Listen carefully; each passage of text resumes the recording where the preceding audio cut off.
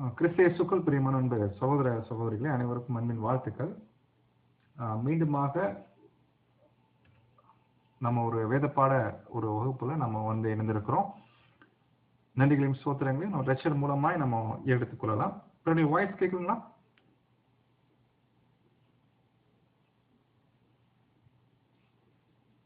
Okay. So இன்னைக்கு நம்ம பார்க்க போற ஸ்டடி பார்த்தீங்கன்னா, நம்ம ரோமர் நிருபம் நம்ம போன வாரம் ஸ்டார்ட் பண்ணியிருக்கிறோம். ஸோ அந்த ஒரு ஸ்டடி பார்த்தீங்கன்னா ஒரு தொடர்ச்சி நம்ம பார்க்க போறோம். ஸோ இன்றைய நாளில் நம்ம பார்க்க போற வசனங்கள் பார்த்தீங்கன்னா, போன வாரம் ரோமர் 1ஆம் அதிகாரம் அந்த 1 வசனம் அப்புறம் 2ஆம் வசனம். ஸோ இந்த 2 வசனங்கள்ல அப்போஸ்தலனாகிய பவுல் என்ன பண்ணியிருக்கிறார்னா, ஒரு தன்னை தேவன் தெரிந்து கொண்ட நோக்கத்தை அவர் தன்னை அறிமுகப்படுத்தி தன்னுடைய அறிமுகத்தோடு என்ன பண்றாருன்னா அவரு எழுதுறாரு. அப்போ அவர் யாருக்கு எழுதுறாரு என்று கேட்கும்போது, ரோமாபுரியில் உள்ள பரிசுத்தவான்களாக அழைக்கப்பட்ட, பரிசுத்தவான்களாகும்படி அழைக்கப்பட்ட, அப்படி இல்லை. ஏன்னா நம்ம பார்த்தோம், அப்படி எடுத்துட்டோம்னா அழைக்கப்பட்டிருக்கிறாங்க, பட் இன்னும் பரிசுத்தவான்கள் ஆகல, இனிமேல் ஆக போறாங்க அப்படின்ற ஒரு மீனிங் வரும் தமிழ் டிரான்ஸ்லேஷன் வச்சு பார்த்தோம்னா. பட் இதனுடைய கிரீக் வேர்டு போய் செக் பண்ணோம்னா இந்த ஒரு அர்த்தத்துல வரதில்லை. மாறாக பரிசுத்தவான்களாக அழைக்கப்பட்ட அப்படின்ற ஒரு வார்த்தை தான் வருது. அப்படின்னா இந்த ட்ரூத்துக்குள்ள வந்தவங்க யாரெல்லாம் தங்களை தேவனுக்கு என்று தத்தம் செஞ்சிருக்கிறாங்களோ அவர்கள் என்னவாக அழைக்கப்படுறாங்கன்னா, என்னவென்று அழைக்கப்படுறாங்கன்னா, செயின்ட்ஸ், பரிசுத்தவான்கள் அப்படின்ற ஒரு விஷயம் அங்க பவுல் அங்க பார்க்கிற. பொதுவா சகோதர சகோதரிகளே, அப்போஸ்தலனாகிய பவுலுடைய ஊழியத்துடைய தன்மை கொஞ்சம் நம்ம இந்த நிருபங்களை படிக்கும் போது தான் தெரியும். அந்த காலத்துல எப்படிலாம் சபைகள் இருந்துச்சு, ஒரு எக்லீஷியாவையும் ஒரு ஊர்ல இருக்கக்கூடிய எக்லீஷியாவையும் பவுல் எப்படி பார்த்தாரு, பவுல் மட்டுமல்ல மற்ற அப்போஸ்தலர்கள் எப்படி பார்த்தாங்க இல்லைங்களா? கண்டிப்பா எந்த எக்லீஷியாவும் எந்த சபையிலுமே, அதாவது எந்த ஊர்ல இருக்கக்கூடிய சபையும் பார்த்தீங்கன்னா மாம்சத்தில் இருக்கிற வரைக்கும் பர்ஃபெக்டா இருக்க முடியாது இல்லைங்களா? பட் இன்னைக்கு நம்ம எதிர்பார்க்கிறோம் அந்த மாதிரி இல்லைங்களா? ஒரு எக்லீஷியானா எல்லாரும் பர்ஃபெக்டா இருக்கணும், எல்லாம் பர்ஃபெக்டா செய்யணும் அப்படி நம்ம எதிர்பார்க்கிறோம். அப்படி ஒரு வேலை செய்யல அப்படின்னா நம்ம என்ன பண்ணிடுறோம்னா, சில அந்த மாதிரி சில எக்லீஷியாஸ் நம்ம என்ன பண்றோம்னா ஒதுக்கிடுறோம், இல்லைன்னா அதை கவனம் கொடுக்கறது இல்லை. ஏன்னா அவங்க சரியில்லை பிரதர் அப்படின்னு ஒரு எக்லீஷியாவை பார்த்து நம்ம என்ன பண்ணிடுறோம்னா ஒரு ஒரு பார்வை அங்க வச்சிடும். அப்படி பார்த்தீங்கன்னா அப்போஸ்தலனாகிய பவுல் என்ன பண்ணிருக்கலாம், நிறைய எக்லீஷியாக்கு இந்த நிருபம் எழுத தேவையில்லை. கலாத்தியா நாட்டு சபைக்கு எழுதுனாருன்னா அங்க ஆல்ரெடி பிரச்சனை. பவுல் சத்தியம் சொல்லிட்டு போயிருப்பாரு, பின்னாடியே ஒருத்தர் கலக்கியிருப்பாங்க தப்பான காரியத்தை சொல்லி, அதை நம்பி பிடிச்சிட்டு இருப்பான். இதை பவுல் காதுக்கு போது பவுல் என்ன பண்றாருன்னா, அந்த கலாத்தி நாட்டுக்கு எழுதும் போது, என்னப்பா நீங்க இப்படி இருக்கிறீங்க, இனிமே உங்களுக்கு நான் ஊழியம் செய்ய மாட்டேன், 1 லைன்ல எழுதி முடிச்சிருக்கலாம். கொரிந்து சபையில பாத்தீங்கன்னா சேம் ஏகப்பட்ட பிரச்சனை நம்ம பார்த்தோம் இல்லைங்களா? கொரிந்து சபையில எவ்வளவு பிரச்சனை, ஒரு பக்கம் வாக்குவாதம், இன்னொரு பக்கம் ஒழுங்கில்லாத விஷயங்கள். அப்படின்னா ஒழுங்கு சொல்லும் போது ஒரு சகோதரன் விபச்சாரம் பண்ணியிருக்கிறாரு, அவரு தள்ளி விடாம இருக்கிறது இல்லைங்களா? நிறைய விஷயங்கள், மெமோரியல் சமயத்துல ஒழுங்கு இல்லாம பண்றது, எவ்வளவு விஷயங்கள் இருக்கு இல்லைங்களா? ஆனா இதெல்லாம் பவுல் பார்த்துட்டு நீங்க ஒன்றும் சரியில்லை, ஸோ உங்களுக்கு நம்ம ஊழியம் பண்ண மாட்டோம் அந்த மாதிரி ஒரு பார்வையெல்லாம் பவுல் அங்க வைக்கல. கரெக்ஷன் பண்றாரு, சிச்சிக்கிறாரு, அல்லது வார்னிங் கொடுக்கிறார். இதுதான் அன்றைய நாட்கள்ல அப்போஸ்தலருடைய ஊழியங்களாக இருந்துச்சு இல்லைங்களா? இன்னும் யோவான்லாம் நீங்க எடுத்து பார்த்தீங்கன்னா, யோவான் பத்தி நம்ம படிக்கிறோம், அது ஒரு தனி ஸ்டடி இருக்கு இல்லைங்களா? ஒரே ஒரு அதிகாரம் கொண்ட ஒரு நிருபம். அங்க யோவான் எழுதும் போது எப்படி எழுதுறாருன்னா, உங்க எக்லீஷியாக்கு எங்களால வர முடியல. ஏன் வர முடியல அப்படின்னா, நாங்க யாராவது வர ட்ரை பண்ணா எங்களை தடை பண்றவர் ஒருத்தர் இருக்கிறாரு, உங்க எக்லீஷியால ஒருத்தர் தடை பண்ணிட்டு இருக்கிறாரு, ஆகையினால எங்களை உள்ள வர்றது இல்லை. இல்ல சபையில யாராவது விருப்பப்படுறவங்க இருக்கிறாங்க நாங்க வரணும்னு சொல்லிட்டு, அப்படி யாரா இருந்தாங்கன்னா அவங்களையும் என்ன பண்ணிடுறாராமா, அவரு புறம்பாக்கிடுறாரு அப்படின்னு நம்ம என்ன பண்றோம்னா 1 யோவான்ல படிக்கும். ஆனா யோவான் அந்த நிருபத்தை முடிக்கும் போது இப்படிலாம் இருக்கிறதுனால நாங்க என்ன பண்ண மாட்டோம்னா உங்களுக்கு ஊழியம் செய்ய மாட்டோம் அப்படின்ற மாதிரிலாம் அவர் முடிக்கல. சோ உங்களுக்கு எச்சரிக்கை கொடுக்கிறாரு, தெளிந்தவங்களா இருங்க. யாரை பார்த்து வந்தோமோ, சத்தியத்தை பார்த்து வந்திருக்கிறோம் இல்லைங்களா? சத்தியத்தை பார்த்து வந்த நாமோ சத்தியத்தை மட்டுமே நம்ம பிடித்தவர்களாக இருக்கணும் சகோதர சகோதரிகளே. சோ அப்போ அப்போஸ்தலனாகிய பவுல் இந்த ரோமருக்கு எழுதின நிருபத்துல அவர் சொல்லும் போது ஒரு எக்லீஷியா, ரோமர் மட்டும் இல்ல, ரோமருடைய விஷயம் நமக்கு முழு விவரம் தெரியாது இல்லைங்களா? இந்த நிருபம் படிக்கும் போதுதான் தெரியும் அங்க என்னென்ன ப்ராப்ளம்ஸ் இருந்துச்சு, அங்க என்னென்ன விஷயங்கள் இருந்துச்சு, உள்ள போக போதான் தெரியும். பட் எதுவா இருந்துட்டாலும் ஒரு எக்லீஷியா கர்த்தர் இயேசு கிறிஸ்துடைய ரத்தத்தின் மேல விசுவாசம் வச்சு அவரை ஏற்றுக்கொண்டு ஒரு வகுப்பாராக ஒரு இடத்துல கூடி வர்றாங்க அப்படின்னா அவர்களை பவுல் முதற்கொண்டு தேவனுடைய பிள்ளைகள், ஊழியம் செய்யக்கூடிய பிள்ளைகள் எப்படி பார்க்கறாங்கன்னா they are saints, அவங்க பரிசுத்தவான்கள் அப்படித்தான் அங்க என்ன பண்றாங்கன்னா அங்க பார்க்கறாங்க. பட் சகோதர சகோதரிகளே, இதுதான் பவுலுடைய ஊழியத்துடைய தாற்பயம். ஏன்னா இன்னைக்கு நம்ம நாட்கள் அப்படி இல்லைங்க. நம்ம நாட்கள் எப்படின்னா, இது நான் சொல்றேன் தப்பா எடுத்துக்காதீங்க, இது ஃபேக்ட். அதுதான் என்னன்னா வழி நடத்துறவர்கள் இருக்கிறாங்க பாத்தீங்கன்னா, அவங்கள வச்சு ஒரு சபையை எடை போடுறது. அதாவது ஒரு லீடர் சபை, அந்த சபையுடைய மூப்பரா இருக்கலாம், இல்ல ஒரு பொறுப்பாளராக இருக்கலாம், அவரை வச்சு அந்த எக்லீஷியாவை எடை போடுறது.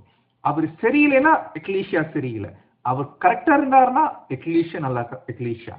சோ அப்போ அதை வச்சு என்ன பண்றாங்கன்னா இந்த இடத்துக்கு ஊழியம் பண்ணலாமா, இந்த இடத்துக்கு ஊழியம் பண்ணக்கூடாதா, அந்த எல்டர் சரியில்லை அப்படின்னா அந்த எக்லீஷியாவுக்கு போகக்கூடாது. அப்போ சகோதர சகோதரிகளே, உண்மையிலே பவுல் இப்படிப்பட்ட பாறை பார்த்திருக்கிறாரான்னு கேட்டா அந்த மாதிரி இல்லை. ஏன்னா வழி நடத்தக்கூடிய நபர்களை பார்த்தோம்னா அது பெரிய தப்பு. கர்த்தர் இயேசு கிறிஸ்துடைய ரத்தத்தின் மேல, விலையேறப்பட்ட ரத்தத்தினால மீட்கப்பட்ட ஜனங்கள் யார் அவங்க? ஒரு தேவனுடைய பிள்ளை. இந்த ட்ரூத்துக்குள்ள வந்தவங்க, இந்த ட்ரூத்துக்குள்ள வந்த பின்னாடி கர்த்தர் இயேசு கிறிஸ்து மேல இருக்கக்கூடிய விசுவாசம் எந்த அளவுக்கு பெருகி இருக்கு, அவருடைய ரத்தத்தின் மேல விசுவாசம் வச்சு அவருடைய அந்த மீட்கும் பொருள் பாடத்துல நம்ம கேட்டோம் இல்லைங்களா? அதனால்தான் அந்த கிளாஸ் இருக்கக்கூடிய பிரதரை சொல்லுவாங்க, நீங்க 53 கிளாஸ் கேட்டு முடிச்சதுக்கு அப்புறம் பேப்டிசம் எடுக்கிறது அது ஒரு வகை. ஆனா நீங்க ransom கிளாஸ் கேட்டு முடிச்சாலே போதும், you are ready to take baptism. Baptism எடுக்க நீங்க தயார். ஏன்னா பேப்டிசம் எடுக்கிறதுக்கு தகுதி என்னன்னா, முதல் தகுதி கர்த்தர் இயேசு உடைய விலையேறப்பட்ட ரத்தத்தின் மேல விசுவாசம் வைக்கும். அவர் ரத்தம் என் பாவங்களை கழுவுது, அவருடைய நீதியினால் நான் பிழைப்பேன், இந்த நம்பிக்கை. இரண்டாவது, அவருடைய சித்தம் செய்வதற்காக நான் என்னை ஒப்புவிக்கிறேன். இந்த 2 விஷயம், இந்த 2 விஷயத்தின் அடிப்படையில தான் தேவனே அக்செப்ட் பண்றார். நம்மளை தேவனே அக்செப்ட் பண்ணும்போது நாம யாருங்க நம்ம சகோதரர்களை ரிஜெக்ட் பண்றதுக்கு?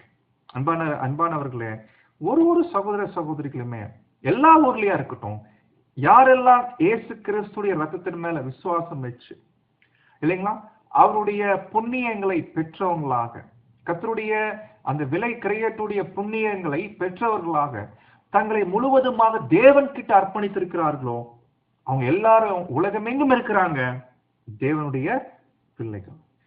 கண்டிப்பா நம்மை தேவன் கிட்ட எல்லாரும் ஒப்பு கொடுத்திருக்கிறோம். நம்ம எல்லாரையும் தேவன் ஒரே மாதிரி உருவாக்குறது இல்ல, ஒரே நிலைமையில வச்சு உருவாக்குறது இல்ல. ஒவ்வொருவரையும் ஒவ்வொரு விதமான சூழ்நிலைகள்ல, ஒவ்வொரு விதமான காலங்கள்ல, ஒவ்வொரு விதமான இடங்கள்ல தேவன் என்ன பண்றாருன்னா தம்முடைய பிள்ளைகளை உருவாக்குறார். சோ இந்த கான்செப்ட் நம்ம புரிஞ்சுக்க வேண்டியது அவசியமா இருக்குது. அதனால தான் பவுல் அந்த வார்த்தை ரோமாபுரியில் உள்ள இல்லைங்களா தேவ பிரியர் இல்லைங்களா, இந்த ட்ரூத்துக்குள்ள வந்த ஒருவரும் ஏதோ நாம கிளாஸ் எடுத்து கூட்டிட்டு வந்தவங்க நினைச்சுக்க வேணாம் இல்லைங்களா. தேவ பிரியர், தேவனால நேசிக்கப்பட்டவங்க, தேவனால அன்பு கூறப்பட்டவர்கள். எவ்வளவு பெரிய விஷயம் இல்லைங்களா? சோ நாங்களும் அந்த பாக்கியத்துல தான் நம்ம இருக்கிறோம். அப்போ பரிசுத்தவான்களாக அழைக்கப்பட்டிருக்கிறாங்க. செயின்ஸ், பலியினால் என்னோடு கூட உடன்படிக்கை பண்ணிட்ட பரிசுத்தவான்கள். தேவன் அப்படித்தான் பார்க்கிறார். தேவன் அப்படி பார்க்கும்போது நாம நம்முடைய சகோதரர்களை நம்ம அற்பமாவோ இல்ல அவங்க நம்ம ஒதுக்கும்படியாகவோ அப்படி பார்க்கிற பார்வை அது இசைவானதாக காணப்படாது இல்லைங்களா? எஸ், ஒரு சகோதரன் தப்பு பண்றாரு அப்படின்னா அவரை நாம கடிந்து கொள்ளலாம், கண்டிக்கலாம், தேவைப்பட்டா கொஞ்ச காலம் தள்ளி வைக்கலாம். ஆனா நிரந்தரமா வைக்கிறதுக்கு நமக்கு எந்த அதிகாரம் இல்லை இல்லைங்களா? பட் நம்ம என்ன பண்றோம்னா, ஒன்ஸ் ரிஜெக்ட் அப்படின்னா ஆல்வேஸ் ரிஜெக்டட் என்ற ஒரு மைண்ட் செட்ல அங்க போகக்கூடாது மாணவர்களே. சோ அப்போ சகோதரர்கள் சகோதர சிநேகத்துல அன்புல வளர வேண்டியது அவசியமா இருக்குது. பட் என்ன அப்படி சொல்லிட்டாலும் தீர்க்க தரிசனம் அங்க நிறைவேற வேண்டி இருக்குது. என்னன்னு கேட்டீங்கன்னா, அன்பு தனிந்து போகும். இது நிறைவேற வேண்டிய ஒரு காரியமா இருக்கிறதுனால சோ நம்ம இப்படி சொல்லதான் முடியும், கேட்கதான் முடியும். பட் நடக்கிறது இப்படித்தான் அங்க இருக்கும் என்றதை நம்ம பார்க்க முடியுது அன்பானவர்களே. ஓகே, இப்போ பவுல் இந்த நிருபத்தை அவரு ஒரு இன்ட்ரோடக்ஷன் கொடுக்கிறாரு இல்லைங்களா? இப்பதான் உட்கார ஆரம்பிக்கிறாரு. அவர் ஹெல்ப் பண்றதுக்கு ஒரு பிரதர் இருக்கிறாரு. பவுல் சொல்ல சொல்ல சொல்ல அவர் எழுதிட்டே இருக்கிறாரு. நம்ம ஏற்கனவே கொரிந்து நிருபம் படிச்சிருக்கிறோம். அந்த நிருபம் எப்படி பவுல் ஸ்டார்ட் பண்ணார் இல்லைங்களா? ஆரம்பத்துல அவங்கள புகழ்றார், என்கரேஜ் பண்றார், பாராட்டுறார். ஆனா இதுதான் பவுலுடைய ஸ்டைல். முதல்ல என்கரேஜ்மெண்ட். நீங்க யாரு, நீங்க எப்பேற்பட்ட ஜனங்கள், நீங்க எவ்வளவு பெரிய வாய்ப்புக்குள்ள வந்திருக்கிறீங்கன்றத முதல்ல அவர்களை ரியலைஸ் பண்ண வச்ச பின்னாடி மற்ற என்ன நோக்கத்துக்காக எழுத வந்தாரோ அந்த காரியங்களை அவரு எழுதிட்டு இருக்கிறார். அதே போலதான் இந்த ரோமருக்கு எழுதின நிருபம் கூட பாத்தீங்கன்னா முதல் 7 வசனங்கள் ஒரு அறிமுகம். இந்த அறிமுகத்துல முதல்ல வாழ்த்துக்கள் சொல்லிட்டு தன்னைய அறிமுகப்படுத்திட்டு இப்போ அவர்களை பற்றி நீங்க எப்பேற்பட்ட வாய்ப்புக்குள்ள வந்திருக்கிறீங்க தெரியுமா அப்படின்றத அதை எப்படி அவர் பிரசன்ட் பண்றாரு பாருங்க. ரோமருக்கு எழுதின நிருபம் பத்தி படிக்கும் போது நம்ம பேதுருவை கொஞ்சம் மைண்ட்ல வச்சுக்கிறோம். ஏன்னா பேதுரு நம்ம பார்த்தோம், ஒரு விஷயம் சொல்லியிருப்பாரு, எல்லா நிருபங்களை படிக்கிற மாதிரி பவுலுடைய நிருபங்கள்ல சும்மா படிக்க கூடாது ஏதோ. ஏன்னா நம்ம கொரிந்தியர் படிச்சிருக்கிறோம். கொரிந்தியர் நிருபத்துல நிறைய உபதேசங்கள், டாக்ட்ரின்ஸ் என்று எடுத்துட்டீங்கன்னா கம்மி தான் இருக்குது, பட் கம்மி தான். மாறாக நிறைய பிராக்டிக்கல் நடைமுறை விஷயத்துல நிறைய விஷயங்கள், அறிவுரை, ஆலோசனை, புத்திமதிகள் கொரிந்தியர் நிருபத்துல பேசியிருப்பார். இப்ப கொரிந்தியர் படிக்கிற மாதிரி நம்ம என்ன படிக்க கூடாதுன்னா இந்த ரோமர் அப்புறம் எபிரேயர் இந்த 2 நிருபத்தை படிக்கூடாது. ஏன்னா இங்க பாத்தீங்கன்னா அப்போஸ்தலனாகிய பவுல் முழுக்க சகோதர சகோதரிகளே உபதேசங்களை மையமா வச்சு பேசியிருப்பார்.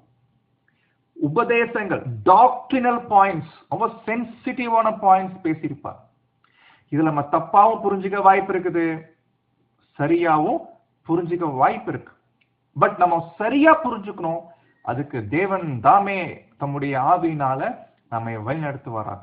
ஒருவேளை ஏதேனும் குழப்பங்கள் இல்ல ராங்கா இருக்குது அப்படின்னா நீங்க சொன்னாதான் அது நமக்கு ரொம்ப உதவியா அங்க இருக்கும். சகோதர சகோதரிகளே, அந்த பார்வையில இப்ப நம்ம ஸ்டார்ட் பண்ணலாம். ஆரம்பமே பாருங்க எப்படி ஆரம்பிக்கிறாரு. உண்மையிலே ரொம்ப டிஃபிகல்ட், ரொம்ப கடினமான விஷயங்கள் தான். ஆனா மேலோட்டமா படிச்சு போனா புரியுற மாதிரி இருக்கும். உட்கார்ந்து லைன் பை லைனா வார்த்தை பை வார்த்தையா படிச்சோம்னா ரொம்ப டெக்னிக்கலா பேசுற மாதிரி இருக்கும். டெக்னிக்கலா உங்களுக்கு புரியுது இல்லைங்களா? டெக்னிக்கலா என்ன பாருங்க, நமக்கு வந்து கையில லேப்டாப் இருக்குது. மேலோட்டமா பார்த்தா யாரு வேணாலும் நோண்டலாம் இல்லைங்களா? உதாரணத்துக்கு கீபோர்டு நோண்டலாம், அந்த மவுஸை பிடிச்சு ஆட்டலாம், எல்லாம் அங்க போகலாம் இங்க போகலாம். இது நம்ம மேலோட்டமா பண்ணலாம். பட் டெக்னிக்கல் வந்துட்டீங்கன்னா நம்மளால பண்ண முடியாது. அப்ப டெக்னிக்கலா என்ன, ஏதோ சம் ஃபால்ட் ஆயிடுச்சு, ஏதோ ஒரு ஒர்க் ஆக மாட்டேதுன்னா நம்மளால சரி செய்ய முடியாது. ஏன்னா ரொம்ப உள்ள போயிட்டு என்னென்னமோ ஆப்ஷன்லாம் உள்ள போயிட்டு இல்லைங்களா, அது ரொம்ப டெக்னிக்கல் நாலேஜ் இருக்கிறவங்க தான் பண்ண முடியும். அதே போலதான் இந்த ரோமர் நிருபம் சில வசனங்கள் படிச்சு பார்த்தா, மேலோட்டமா படிச்சு பார்த்தா புரிஞ்சுக்க முடியும். ஆனா அதுல ஒரு பிரயோஜனம் இல்லை. ஏன்னா அந்த ரோமன் நிருபத்துல சில வசனங்கள் பவுல் பேசுற விஷயம் எல்லாமே ஒரு ஃபுல் மெச்சூர்டா, ஒரு டாக்ட்ரினல் ஆஸ்பெக்ட்ல, ரொம்ப டெக்னிக்கல் பாயிண்ட்ஸ்ல அங்க பேசியிருக்க. உண்மையிலேயே இதை டிரான்ஸ்லேட் பண்ணிட்ட மொழிபெயர்ப்பாளர்கள் ரொம்ப திக்கு முக்காடி இருப்பாங்க. வேற வழி இல்லாம தான் அவங்க பண்ணிருக்கணும். ஏன்னா அவங்க சில விஷயம் அவங்களுக்கு புரிஞ்சிருக்காது, என்ன சொல்றாரு பவுல். அப்போ சகோதர சகோதரிகளே, அந்த வகையில நாம இப்போ சில விஷயங்கள் நம்ம இன்னைக்கு பார்க்கலாம். ஓகே, இப்ப நாம ஸ்டார்ட் பண்ணலாம் இந்த வசனங்களை பத்தி. வசனம் படிக்கலாம் சிஸ்டர். வசனம் 3:4.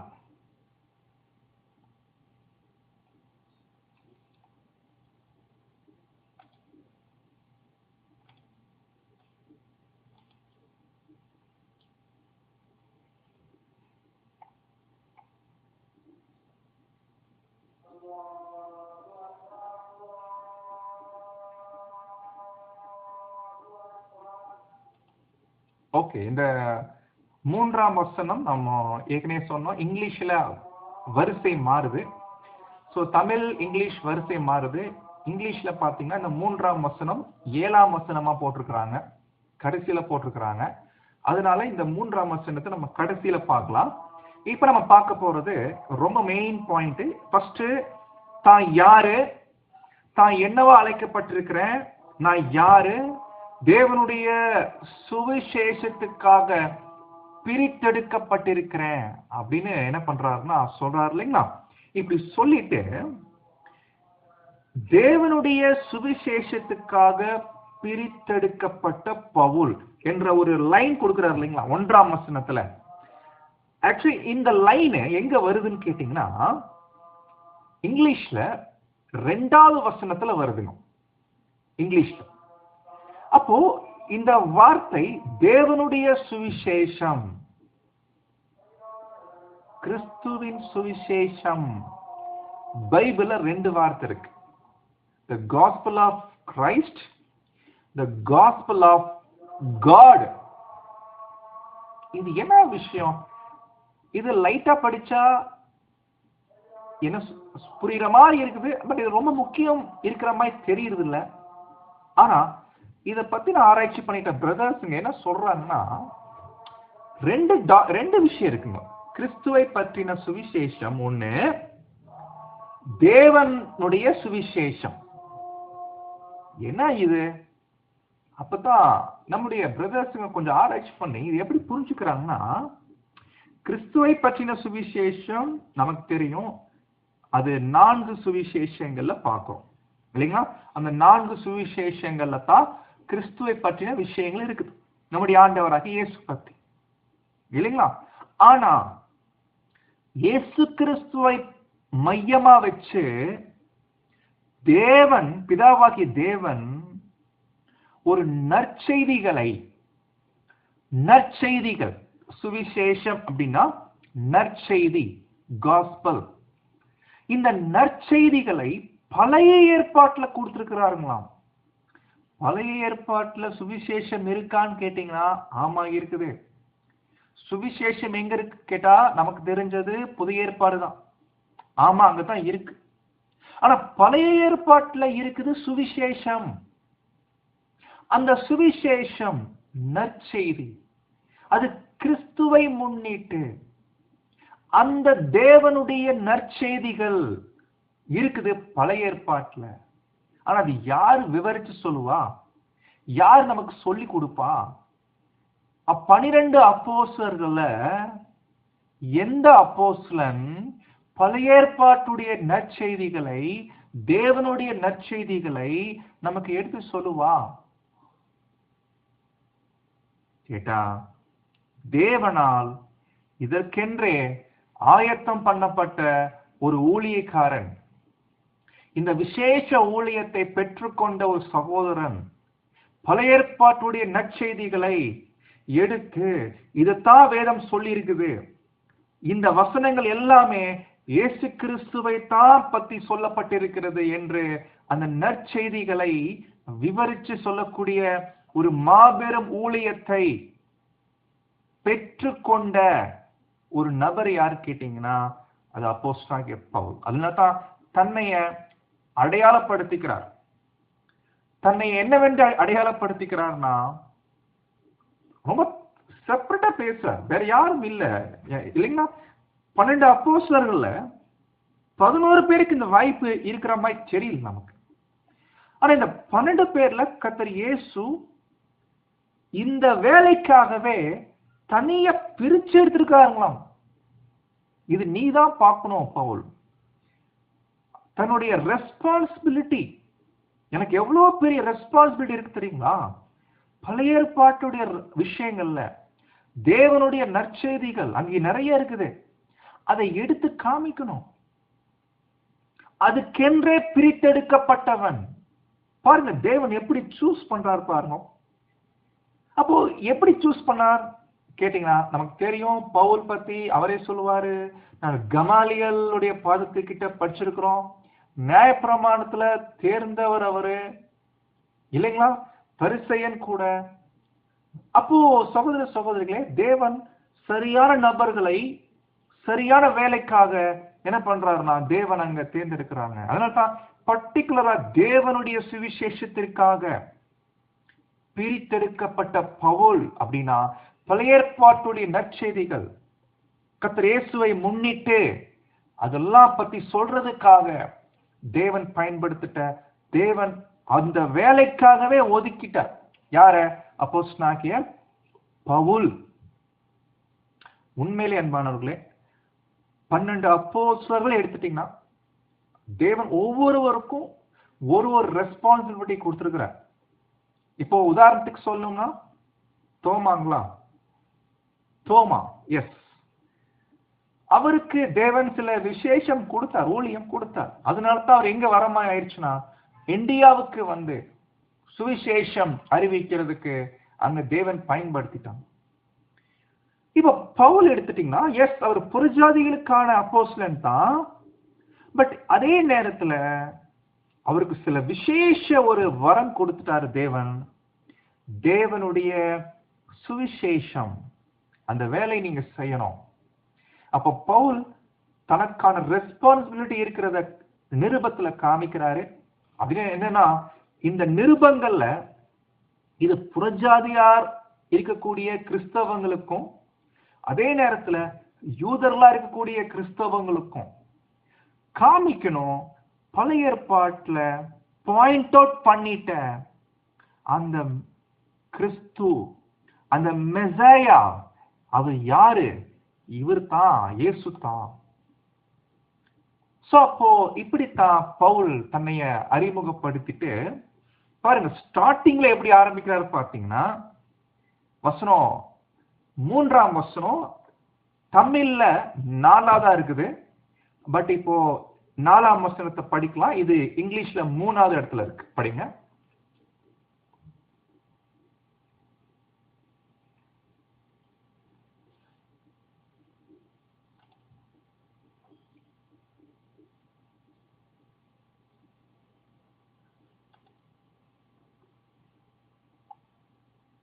அடுத்து 5.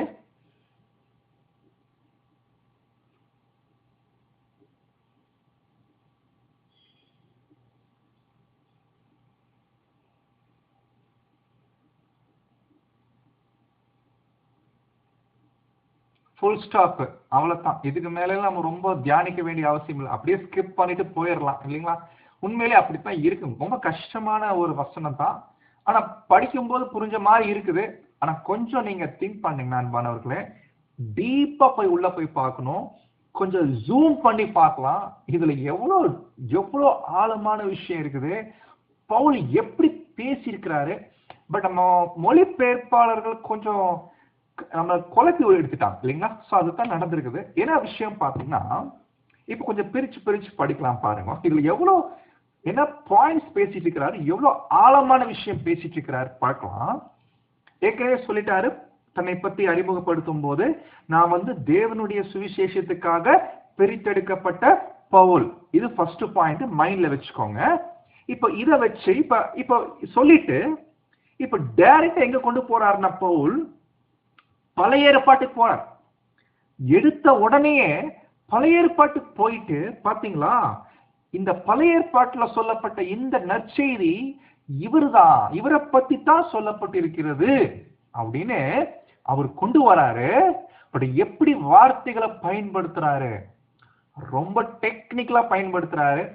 இதுல சில விஷயங்கள் நம்ம கேள்விகளை தான் வைக்க முடியும். சோ நீங்க என்ன பண்ணுங்கன்னா, வீட்டுல போயிட்டு தனிப்பட்ட வகையில தியானிச்சு பாருங்க. இப்ப நம்ம ஸ்டார்ட் பண்ணலாம். கேர்ஃபுல்லா நீங்க கையில பைபிள் வச்சிருந்தீங்கன்னா திறந்து வச்சுக்கோங்க. இந்த வசனம் 4-5. இப்போ நம்ம எப்படி படிக்க போறோம்னா, இந்த வசனம் எப்படி வருதுன்றத பார்க்கலாம். ஃபர்ஸ்ட் படிக்கலாம். இயேசு கிறிஸ்துவை குறித்து, அதாவது நல்லா கவனிச்சுக்கோங்க, நம்முடைய ஆண்டவராகிய இயேசுவை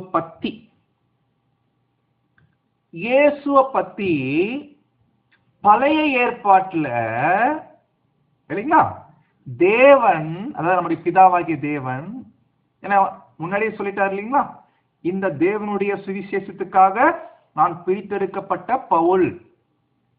அந்த தேவன் பழைய ஏற்பாட்டுல தீர்க்கதரிசிகள் மூலமாய், நிறைய ப்ராஃபட்ஸ், நிறைய தீர்க்கதரிசிகள் இருக்கிறாங்க, நல்லா கவனிச்சிங்க, மூலமாய் பரிசுத்த வேதாகமங்களில், சகோதர சகோதரிக்கு, அதாவது பல பரிசுத்த வேதாகமங்களில் அப்படின்னா நீங்க என்ன புரிஞ்சுக்கலாம்னா, அது குறிக்குது பழைய ஏற்பாடு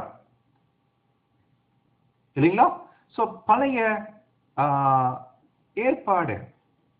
அப்போ பழைய ஏற்பாட்டுல என்ன பண்ணப்பட்டிருக்குன்னா, சொல்றாரு, முன்னே இல்லைங்களா, தம்முடைய, அதாவது தேவனுடைய சுவிசேஷத்தை பற்றி வாக்குத்தத்தம் பண்ணினபடி, பழைய ஏற்பாட்டுல தீர்க்கதரிசிகள் மூலமாய் தேவன் சில நற்செய்திகள் கொடுத்திருக்கிறாரு. அந்த நற்செய்திகள் எப்படி இருக்காமா, வாக்குத்தத்தங்களா இருக்காமா, வாக்குத்தத்தங்களா இருக்காமா. அந்த வாக்குத்தத்தங்கள் எல்லாமே யார பத்தி இருக்காமா, இயேசு கிறிஸ்துவை பத்தி இருக்காமா. புரிஞ்சுங்களா? இதுதான் 4ஆம் வசனம். சோ ஒருவேளை இந்த ஆடியோ நம்ம அனுப்புறோம், இந்த 4ஆம் வசனத்தை மறுபடியும் நீங்க வாய்ப்பு இருந்தா அந்த ஆடியோ ஒரு டைம் மறுபடியும் போட்டு கேளுங்க. மறுபடியும் நம்ம ரிப்ளை பண்றோம். பவுல் தன்னை பத்தி சொல்லும் போது, தேவனுடைய சுவிசேஷம், தேவனுடைய நற்செய்திக்காக பிரித்தெடுக்கப்பட்ட பவுல்பா. தேவனுடைய நற்செய்தி எல்லாம் எங்க இருக்குது, பழைய ஏற்பாட்டுல. அந்த நற்செய்தி எல்லாமே தீர்க்கதரிசிகள் மூலமாய் தேவன் கொடுத்துட்டாராமா. அந்த கொடுக்கப்பட்ட தேவனுடைய நற்செய்திகள் எல்லாமே வாக்குத்தத்தங்களா இருக்காமா. அந்த வாக்குத்தத்தங்கள் தான் தேவனுடைய நற்செய்தி. அது எல்லாமே யார பத்தி இருக்காமா, இயேசுவை பத்தி இருக்காமா. சோ புரிஞ்சுங்களா? இதை அப்படியே வச்சுக்கோங்க. இப்படி சொல்லிட்டு இங்க ஒரு உதாரணம் கொடுங்க அப்படி நம்ம பவுல்கிட்ட கேட்டோம்னா, பவுல் நிறைய தீர்க்கதரிசிகள் பேசியிருக்கிறாங்க இயேசு பத்தி, எல்லாத்தையும் எடுக்கல. அவர் எடுக்கிற உதாரணம் கேட்டீங்கன்னா, என்ன உதாரணம் கேட்டீங்கன்னா படிக்கலாம். 5ஆம் வசனம் மீண்டுமா.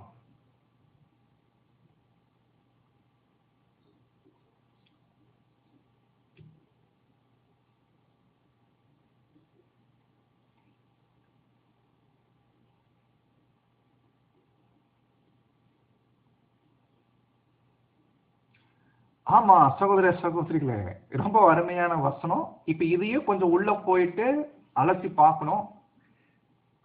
இப்போ என்ன சொல்ல வர்றாருன்னா, பழைய ஏற்பாட்டுல பார்த்தோம் இல்லைங்களா, உதாரணம் கொடுக்குறாருன்னு கேட்டோம். என்ன உதாரணம் கொடுன்னு கேட்டா, அவர் எடுக்கிற உதாரணம் எங்க தெரியும் எடுக்கிறாருங்க? எவ்வளவோ தீர்க்கதரிசிகள் இருக்கிறாங்க, எல்லாத்தையும் எடுக்கல. ஸ்பெசிபிக்கா ஒரு குறிப்பிட்ட ஒரு தீர்க்க தரிசன உதாரணத்தை எடுக்கிறாரு சகோதர சகோதரிகளே. அந்த தீர்க்க தரிசனம் பைபிள்ல எங்க ரெக்கார்ட் ஆயிருக்குன்னு கேட்டீங்கன்னா, 2 சாமுவேலின் புஸ்தகம் 7ஆம் அதிகாரம் 10, 12, 16 ரெக்கார்ட் ஆயிருக்கு. இப்ப நம்ம படிக்கலாம். படிக்கிறதுக்கு முன்னாடி முதல்ல இந்த வசனத்தை கொஞ்சம் புரிஞ்சுக்கலாம். பாருங்க, நான் படிக்கிறேன், கவனிங்க. மாம்சத்தின்படி, அதாவது ஒரு மனுஷனா பார்த்தா, ஒரு மனுஷன் என்று எடுத்துட்டோம்னா, தாவீதின் சந்ததியில் ஒருத்தர் இயேசு கிறிஸ்து பிறக்கணும். ஏன் இயேசு கிறிஸ்து தாவீதின் சந்ததியில பிறக்கணும்? அதுக்கு என்ன காரணம்? அதுதான் பழைய ஏற்பாட்டுல சொல்லப்பட்டிருக்கிறது நற்செய்தி. அது என்னன்றதை பார்க்கலாம். அப்ப இயேசு கிறிஸ்து அல்லது இயேசு கிறிஸ்து அவர் தான் நம்முடைய ரட்சகர், நம்முடைய மீட்பர்.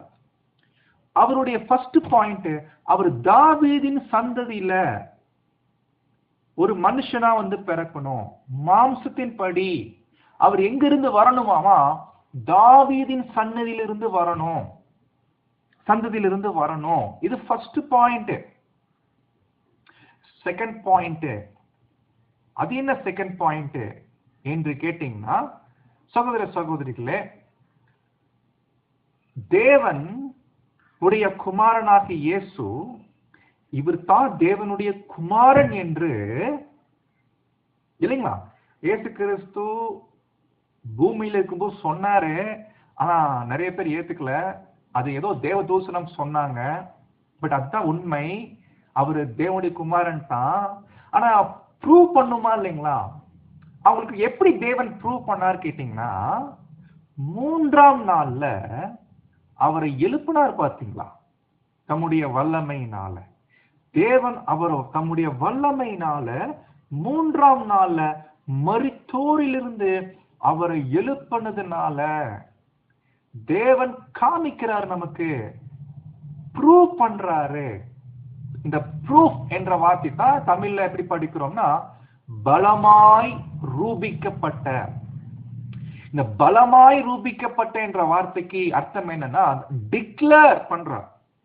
டிக்ளேர், தேவன் டிக்ளேர் பண்றார். எஸ், போதுமா? ப்ரூவ் பண்றாரு. கர்த்தர் இயேசு தான் யாரு? நான் தேவனுடைய குமாரன் தான். அத எப்படி எங்க ப்ரூவ் பண்றாரு கேட்டீங்கன்னா, அவரு உயிர் தெழுதல்ல. ஏன்னா உயிர் தெழுதல்ல தான் நமக்கு தெரியும் இல்லைங்களா, தேவன் அவரை அங்கீகரிச்சார், அவருடைய பலியை அங்கீகரிச்சார். அதை அங்கீகரிச்சான்றதை எப்படி நம்ம புரிஞ்சுக்கலாம்? அவரை தேவன் எழுப்பினதுனால அங்கத்தான் டிக்ளேர் ஆகுது. எஸ், அவர் தான் தேவனுடைய குமாரன். மட்டுமல்ல, அவர் தான் மெசாயா, அவர் தான் மேசியா என்று அங்க டிக்ளேர் ஆகுது. அப்போ சகோதர சகோதரிகளே, இதுதான் அங்க நம்ம என்ன பண்றோம்னா தமிழ்ல படிக்கிறோம். மறுபடியும் ரிப்பீட் பண்றோம். கர்த்தர் இயேசு பத்தி பழைய ஏற்பாட்டுல நற்செய்தி இருக்குது, வாக்குத்தத்தங்களா இருக்குது. ஃபார் எக்ஸாம்பிள், அந்த வாக்குத்தத்தங்கள் படி பார்த்தோம்னா, இயேசு தான் மேசியா, அவர் தான் தேவனால ஏற்படுத்தப்பட்ட ஒரு ராஜா. அவர் எங்கிருந்து வரணும் அப்படின்னா, ஃபர்ஸ்ட் பாயிண்ட், மாம்சத்தின் படி பார்த்தோம்னா அவரு தாவீதின் வம்சத்துல வரணும். காரணம் இருக்குது. ஏன் தாவீதின் வம்சத்துல வரணும்?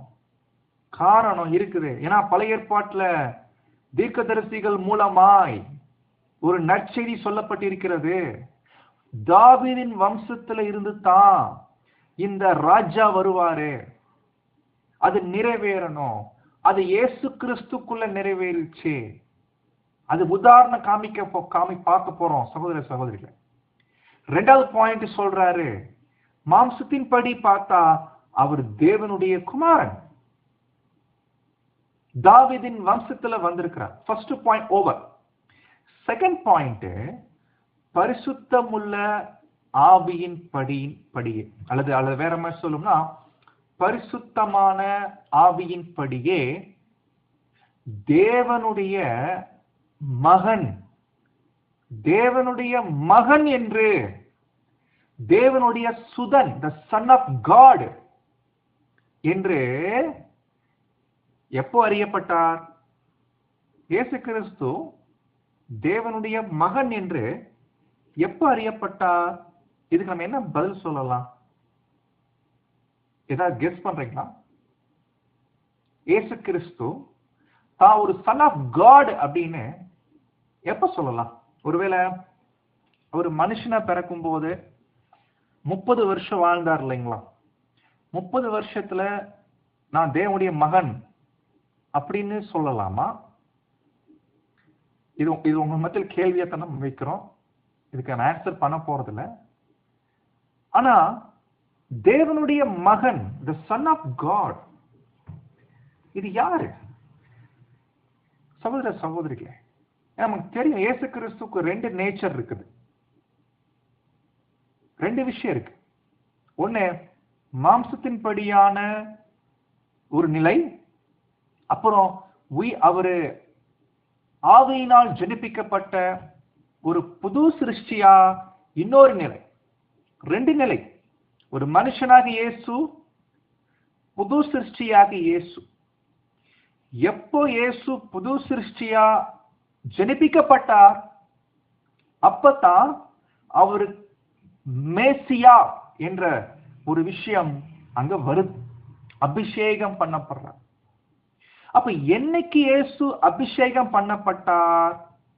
அவர் எப்போ புது சிருஷ்டியா ஜனிப்பிக்கப்பட்டாரோ அப்பதான் அபிஷேகம் பண்ணப்பட்டார். ஆனா 30 வருஷமும் அவர் மனுஷகுமாரன், தேவனுடைய மகன் தான். ஆனா அவர் மேசியா என்று அவரு எப்போ அபிஷேகம் பண்ணப்பட்ட நிலைமைக்கு வந்தார்? ராஜாவா அபிஷேகம் பண்ணப்படுறது. ராஜாவா எப்ப அபிஷேகம் பண்ணப்பட்டார்னா புது சிருஷ்டியா. ஆனா இது ரொம்ப ஆச்சரியமான ஒரு விஷயம் தான். ஏன்னா இதுக்குள்ள நிறைய டீப்பான தாட்ஸ் நிறைய இருக்கு. இது நம்ம வெறும் தாட்ஸ் தான் வைக்க முடியும், தாட்ஸ் சிந்தனைகளா தான் வைக்க முடியுமே ஒழிய இதுதான் இப்படித்தான்ற மாதிரி வைக்க முடியாது. ஒருவேளை மாற்று கருத்தில் இருந்தால் தாராளமா கொடுக்கலாம். ஏன்னா இதெல்லாம் சிந்தனைகளா தான் வைக்க முடியும். நமக்கு தெரியலைங்களா, மனுஷனாகிய இயேசு கிறிஸ்து அவருடைய நோக்கமே, அவருடைய ரோல் என்னன்னு கேட்டீங்கன்னா உலகத்துக்கு ஜீவன் கொடுக்கிறது. அவ்வளவுதான், கொடுத்துட்டார். இனி ஒரு காலம் மனுஷனாக இயேசுவை நாம் மாம்சத்துல பார்க்க முடியாது. அவர் இல்லை, இப்போ மனுஷனாக இயேசு இல்லை. அவர் உலகத்துக்காக ஜீவன் கொடுத்துட்டார். அவர் தாவீதின் வம்சத்திலிருந்து வந்த ஒருத்தர். அவருடைய ரோல் ஓவர். ஆனா புது சிருஷ்டியாக இயேசு ஒருத்தர் இருக்கிறார். அவர் யாரு கேட்டீங்கன்னா சேம் அவரே தான். ஆனா அவரு இப்போ வேற நிலையில இருக்கிறாரு, வேற ஒரு சரீரத்தில் இருக்கிறாரு. அது புது சிருஷ்டி, திவ்ய சுபாவம். எப்போ ஜனிப்பிக்கப்படுதல் நடந்துச்சோ அங்கத்தான் அந்த புது சிருஷ்டியாக இயேசு என்னவாக அபிஷேகம் பண்ணப்படுறார்னா மேசியா, ராஜாவாக அபிஷேகம் பண்ணப்படுறார். அப்படி நினைச்சு பாருங்க, ராஜாவாக அபிஷேகம் பண்ணப்பட்டது பேப்டிசம் எடுக்கும் போது. பட் ராஜாவா இன்னும் எப்ப வராரு? 2ஆம் வருகையில. 1ஆம் வருகையில அபிஷேகம் பண்ணப்படுறது மட்டும் நடந்துச்சு. 2ஆம் வருகையில தான் ராஜாவா வரார். அப்படின்னா சகோதர சகோதரிகளே, 2ஆம் வருகையில வரக்கூடிய அந்த ராஜா மனுஷனாக இயேசுவா, அதாவது மனுஷனாகிய இயேசு கிறிஸ்துவா, இல்ல புது சிருஷ்டியாகிய இயேசு கிறிஸ்துவா என்று கேட்டா கண்டிப்பா இயேசு மனுஷனா வர மாட்டார். அப்படி வந்தார்னா நம்ம காலி, நம்ம யாரும் ஜீவன் பெற முடியாது. இயேசு கிறிஸ்து மறுபடியும் பூமியில மனுஷனாவே உயிர் தெழுந்து மனுஷனாவே வந்து தான் எந்த சரீரத்தை கொடுத்தாரோ அதே சரீரத்தோட வந்தார்னா அவர் ராஜாவாகலாம். ஆனா மக்கள் யாரும் இல்லை. அப்ப இயேசு கிறிஸ்து அந்த மனுஷீக உரிமைகள், மனுஷனுடைய தன்மைகள், தன்னுடைய ஜீவனை உலகத்துக்கு கொடுத்துட்டார். அப்ப அவர் எப்படித்தான் வருவார்னா புது சிருஷ்டி, the new creature, ஒரு புதிய விதமான சிருஷ்டியாக அவர் வராரு. அப்பதான் ராஜாவா. அப்போ இந்த 4ஆம் வசனத்துல மற்றும் 5ஆம் வசனத்துல, ரொம்ப முக்கியமா 5ஆம் வசனத்துல 2 பாயிண்ட் பேசுறார். மாம்சத்தின் படி பார்த்தா தாவீதின் வம்சத்துல வரணும். வந்தாரா? ஆமா. ஒரு புது சிருஷ்டியா பார்த்தா அவரை தேவன் உயிர் தெழுப்பினார் இல்லைங்களா? மரித்தோரில் இருந்து புது சிருஷ்டியா உயிர் தெழுப்பினார் இல்லைங்களா? அப்போ தேவன் டிக்ளேர் பண்றார். டிக்ளேர்னா என்னன்னு அர்த்தம்னா அவர் தேவனுடைய குமாரன் தான்.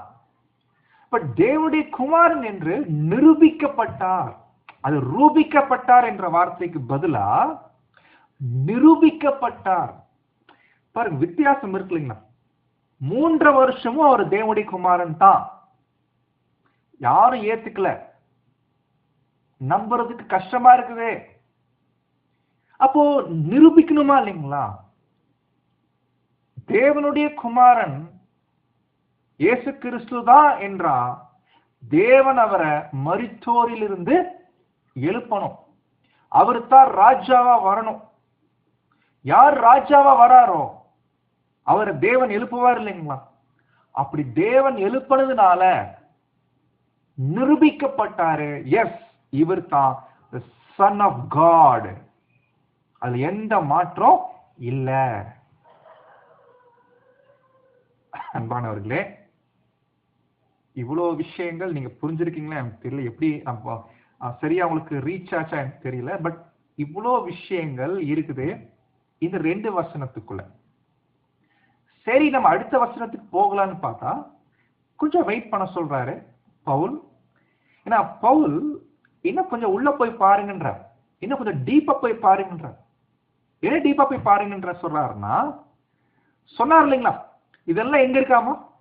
பழைய ஏற்பாட்டுல இருக்கு இல்லைங்களா? பழைய ஏற்பாட்டுல இயேசுவை பத்தி இருக்குது. பழைய ஏற்பாட்டுல இவர் இப்படித்தான் தாவீதின் வம்சத்துல வரணும், அவர் தான் ராஜாவா தேவன் அபிஷேகம் பண்றாரு, அவரை தான் தேவன் ராஜாவா அரியணையில உட்கார வைக்கிறாரு. இவரை பத்தி, இந்த உயிர்த்தெழுந்த இயேசுவை பத்தி பழைய ஏற்பாட்டுல இருக்குது. கொஞ்சம் அதையும் நீங்க பார்த்துட்டு வாங்கன்றார். பவுல் இங்க மென்ஷன் பண்ணல. பட் இப்போ பவுல் பரலோகத்திலிருந்து கர்த்தர் இயேசு கிறிஸ்துவோட மகிமையில இருக்கிறாரு. சோ அவரே நமக்கு கைட் பண்றாரு. நான் நம்புறேன், அப்படித்தான் நம்புறேன். கண்டிப்பா அவர் கொஞ்சம் ஹெல்ப் பண்ணலைன்னா நம்ம இதெல்லாம் பார்க்க முடியாது. சோ அப்போ கொஞ்சம் பழைய ஏற்பாட்டுல போய் கொஞ்சம் பாருங்க சொல்லும் போது இப்ப நம்ம படிக்கலாம். எப்படி இருக்கு வசனம் படிங்க. 2 சாமுவேலின் புஸ்தகம் 7ஆம் அதிகாரம் 3 ஒரு 4 வசனம் மட்டும் படிக்கலாம். 2 சாமுவேல் 7ஆம் அதிகாரம் வசனம் 10ல இருந்தே படிச்சுட்டு வாங்க. பார்ப்போம். 10ல இருந்து 16 வரைக்கும் படிங்க.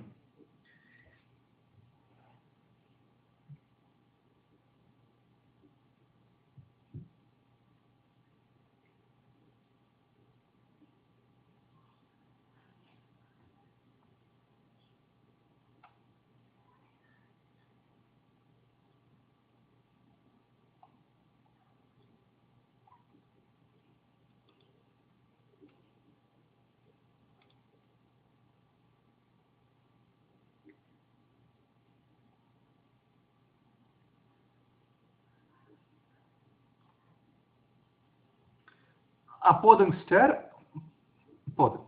என்ன சொல்ல வர்றாருன்னா, இந்த வசனத்துல தேவன் சொல்றாரு, உனக்கு ஒரு வீட்டை உண்டு பண்ணுவார். இல்லைங்களா? இந்த வீடு ஆக்சுவலி இது இந்த நீங்க வாய்ப்பு இருந்தா நீங்க 2 சாமுவேல் 7ஆம் அதிகாரம் 1ஆம் வசனத்திலிருந்தே படிச்சுட்டு வந்தீங்கன்னா இந்த அதிகாரத்துல தாவீதோட தேவன் என்ன பண்ணிருக்கிறாருன்னா ஒரு உடன்படிக்கை பண்ணிருக்கிறார். இதுக்கு பேர் என்ன சொல்லுவாங்க நம்முடைய பிரதர்ஸுங்க, த கவனன்ட் வித் டேவிட். தேவனோடு மன்னிக்கும், தாவீதோடு தேவன் பண்ணிட்ட உடன்படிக்கை. நமக்கு தெரியலைங்களா, பைபிள்ல தேவன் உடன்படிக்கை பண்ணிருக்கிறார் இல்லைங்களா? நமக்கு தெரிஞ்ச உடன்படிக்கை பாத்தீங்கன்னா நோவா கிட்ட பண்ணிருக்கிறாரு, அப்புறம் ஆபிரகாம் கிட்ட பண்ணிருக்கிறாரு, அப்புறம் இஸ்ரேல் ஜனங்க கிட்ட பண்றாரு, அப்புறம் புது உடன்படிக்கை தேவன் பண்ண போறாரு. இதெல்லாம் நமக்கு தெரியும் இல்லைங்களா? அது மாதிரி தேவன் தாவீதோட ஒரு உடன்படிக்கை பண்ணிருக்காருங்களாமா. அதுதான் இந்த 7ஆம் அதிகாரம் முழுக்க அங்க வரும். பாருங்க, தாவீது கிட்ட இந்த உடன்படிக்கை பண்ணிருக்கிறார் இல்லைங்களா? இந்த உடன்படிக்கை என்னமா உடன்படிக்கைனா, இதுக்கு எப்படி சொல்றாங்கன்னா அன்கண்டிஷனல் கவனன்ட். அன்கண்டிஷனல் கவனன்ட் அப்படின்னா என்ன அர்த்தம்னா, நீ இதை செஞ்சா நான் உன்னை ஆசீர்வதிப்பேன், இது நீ பண்ணேன்னா உன்னை மேன்மைப்படுத்துவேன். இது கண்டிஷன் போட்டு உடன்படிக்கை, கண்டிஷன் இருக்கிற உடன்படிக்கை. உதாரணத்துக்கு நியாயப்பிரமாண உடன்படிக்கை. ஆனா சில உடன்படிக்கை இல்ல எந்த கட்டளை இல்ல, எந்த கண்டிஷன்ஸ் இல்ல. அதுக்கு நல்ல உதாரணம் யாரு சொல்லலாம்? கெஸ் பண்றீங்களா? ஆபிரகாமின் உடன்படிக்கை. தேவன் ஏதாவது ஆபிரகாம் கிட்ட கண்டிஷன் போட்டாரா? இல்லைங்களா? அதனாலதான் ஆபிரகாமின் உடன்படிக்கை. ரெண்டாவது, ஆபிரகாம் கிட்ட இந்த உடன்படிக்கை பண்ணும்போது மத்தியஸ்தர் யாரும் இல்ல. தேவன் டைரக்டா தாவீதிட்ட பண்ணாரு, மீடியேட் பண்றதுக்கு யாரும் இல்ல. ஆனா நியாயப்பிரமாண உடன்படிக்கை அங்க மத்தியஸ்தர் இருந்துச்சு, பார்த்தோம். மோசே எப்படி ஆபிரகாம் கிட்ட தேவன் பண்ணாரோ, மத்தியஸ்தர் இல்லாம, எந்த ஒரு கட்டுப்பாடுகள் கண்டிஷன் இல்லாம, அதே மாதிரி தாவீது கிட்டையும் பண்ணிருக்காருங்களாம். அந்த உடன்படிக்கை தான் இப்ப நீங்க 1 வீட்டுல படிங்க. பட் நமக்கு தேவையான ஒரு சில வசனம் மட்டும் படிக்கலாம். ஏன்னா பவுல் இத மீன் பண்ணி தான் இங்கிருந்து எடுக்கிறார். பழைய ஏற்பாட்டிலிருந்து பாருங்கப்பா, தாவீதுட்ட தேவன் பண்ணிட்ட உடன்படிக்கையில நற்செய்தி இருக்குது. அப்போ அந்த நற்செய்தி சொல்லும் போது நம்ம படிச்சோம் இல்லைங்களா? தாவீது கிட்ட தேவன் பேசுற, உனக்கு ஒரு வீட்டை நானே உருவாக்குவோம். அதுக்கப்புறம் வசனம் படிக்க 12ஆம் வசனம் படிங்க.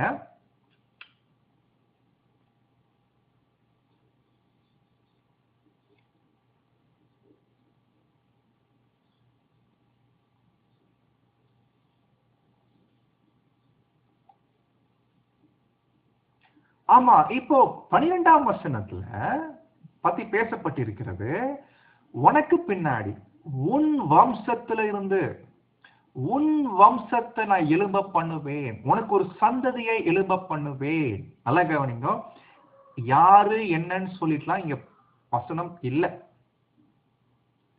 சொல்லிட்டு அவன் ராஜ்யத்தை நிலைப்படுத்துவேன் அப்படின்னா என்றென்றைக்கும் அந்த ராஜ்யம் இருக்கும், இதுதான் அர்த்தம். யார் அந்த சந்ததி? உண்மையிலே அந்த நாட்கள்ல எல்லாரும் நினைச்சாங்க அது ஏதோ சாலமோன் பத்தி தான் இருக்குது. ஏன்னா லிட்ரலா பார்த்தா, சொல்லர்த்தமா பார்த்தா இது சாலமோன் பத்தி சொல்லப்பட்ட மாதிரி இருக்கும். அதனால்தான் தேவன் பாத்தீங்கன்னா சாலமோன் தான் ஆலயத்தை கட்டுவார் அப்படிலாம் நம்ம பார்க்க. அவர் ஆலயத்தை கட்டினார். பட் சாலமோன் அந்த ஆலயத்தை கட்டினதுனால இந்த வசனம் நிறைவேறிச்சான்னு கேட்டீங்கன்னா நிறைவேறவில்லை. ஏன்னா இதனுடைய நிஜமான முழுமையான நிறைவேறுதல் இருக்குது எதிர்காலத்துல. எஸ், தாவீதின் வம்சத்துல தான் ஒரு சந்ததி வரும். தாவீதின் வம்சத்துல ஒரு சந்ததி வரும். சந்ததினா ஒரு சீடு, ஒரு வித்து. தாவீதின் வம்சத்துல ஒரு வித்து வரும். இது நல்ல தேவன் என்ன பண்ணிட்டாங்கன்னா, இந்த வசனம் கொடுத்த பின்னாடி இஸ்ரேல் ஜனங்களே உணர்ந்துட்டாங்க. ஏன்னா சாலமோன் ஆலயத்தை கட்டினாரு, அவருடைய ராஜ்யம் பயங்கரமா இருந்துச்சு. ஆனா பின்னாடி சாலமோன் இறந்து போயிட்டாரு, ராஜ்யம் ரெண்டா உடையுது. அதுக்கப்புறம் அந்த ராஜாக்கள் ராஜ்யத்தை ஒண்ணுமில்லாம பண்ணிட்டாங்க. கடைசியா சிதேக்கியா ராஜா நாட்கள்ல ராஜ்யம் சுத்தமா சுக்குநூறா போயிருச்சு இல்லைங்களா? பாபிலோன் ராஜா வந்து ராஜ்யத்தை கேப்சர் பண்ணிட்டாரு, புறஜாதியார் கையில ஒப்பு கொடுக்கப்பட்டுச்சு, அந்த ராஜ்யமே இல்லாம போயிடுச்சு. அதனால ஜனங்கள் நம்பிக்கையை விடல. கண்டிப்பா இந்த தீர்க்க தரிசனம் பொய்யாகாது, ராஜ்யத்தை நிலைப்படுத்துவேன்னு சொன்னார்னா கண்டிப்பா செய்வாரு. எப்படி இதே மாதிரி ஆபிரகாம் விஷயத்துல அப்படித்தான் இல்லைங்களா? ஆபிரகாம் கிட்ட தேவன் மகனை கொடுத்தாரு, பிள்ளை இல்லாதவருக்கு பிள்ளையை கொடுத்து, அந்த பிள்ளை மூலமா உன் சந்ததிக்குள் பூமியின் வம்சங்களை எல்லாம் ஆசீர்வதிப்பேன் சொன்னாரு. அப்போ ஆபிரகாம் கிட்ட தேவன் சொல்லுவார், உன் மகனை பலி கோடி சொல்லும் போது அவரு ஓகே சொல்லுவார், தைரியமா போவார், விசுவாசோட போவார்.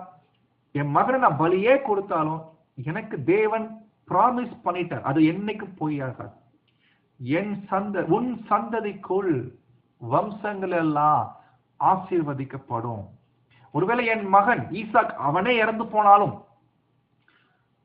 கண்டிப்பா தேவன் சொன்ன வார்த்தை பொய்யாகாது. அப்ப ஈசாக் விஷயத்துல அந்த வாக்குத்தத்தம் முழுமையா நிறைவாகல, அது நிறைவேறுது இயேசு விஷயத்துல. ஏன்னா அன்னைக்கு ஈசாக் விஷயத்துல தேவன் சொன்ன அந்த வாக்குத்தத்தம், உன் சந்ததிக்குள் பூமியின் வம்சங்கள் எல்லாம் ஆசீர்வதிக்கப்படும் சொன்னார் இல்லைங்களா? அது நிறைவேறல. ஏன்னா அந்த சந்ததி அந்த நேரத்துல ஈசாக் இல்ல. ஏன் இல்ல? ஏன்னா ஈசாக் அவர் மரிச்சிட்டாரு. மரிச்ச பின்னாடி உயிர் தெளிந்து வரல, தேவன் அவரை எழுப்பல.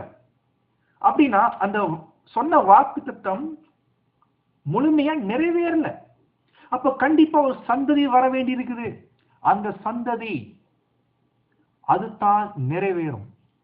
ஒருவேளை அந்த சந்ததி, அந்த வித்து மரணத்துக்குள்ள போனாலும், அந்த வித்து மரணத்துக்குள்ள போனாலும் தேவன் எழுப்புவாரு. அப்படி எழுப்பினது யாருன்னு கேட்டீங்கன்னா கர்த்தராகிய இயேசு. பாத்தீங்களா? இயேசு தான் எழுப்பப்பட்டவர். இவர் தான் தாவீதின் வம்சத்துல வந்தவர். அப்போ அதே மாதிரி தான் இஸ்ரேல் ஜனங்களுக்கு பெரிய நம்பிக்கை என்னன்னு கேட்டீங்கன்னா, சரிப்பா சாலமோன் பத்தி சொல்லியிருக்கிறார் நினைச்சோம், ஒரு ஆலயத்தை கட்டினாரு, ஆனா ராஜ்யம் இல்ல, எல்லாம் போயிருச்சு. பட் தேவனுடைய வார்த்தை என்னைக்கும் பொய்யாகாது. அப்ப ஏதோ விஷயம் இருக்குது. கண்டிப்பா தாவீதின் வம்சத்திலிருந்து யாரோ ஒருத்தர் வரணும்பா. அவர் தான்ப்பா தேவனால அபிஷேகம் பண்ணப்பட்டவர், அவர் தான் ராஜா. கண்டிப்பா தாவீதின் வம்சத்துல தான் வருவார், அது கன்ஃபார்ம், வேற எந்த கோத்திரம் இல்லை. பட் யாரு? ரொம்ப வருஷமா எதிர்பார்த்துட்டு இருந்தாங்க. யார்? எங்க இயேசு ஆக்சுவலி அந்த கிறிஸ்து எங்க பிறப்பாரு, தாவீதின் குமாரன் எங்க வருவாரு, எங்க பிறப்பாரு, நிறைய எதிர்பார்ப்பு இருந்துச்சு. ரைட் டைம்ல இயேசு வந்தா, தாவீதின் குமாரனாவே அவர் பிறந்தார் இல்லைங்களா? இயேசு கிறிஸ்து தாவீதின் குமாரனா கேட்டா சில வசனம் படிக்கலாம் சகோதர சகோதரிகளே. மத்தேயு சுவிசேஷம் 1:1.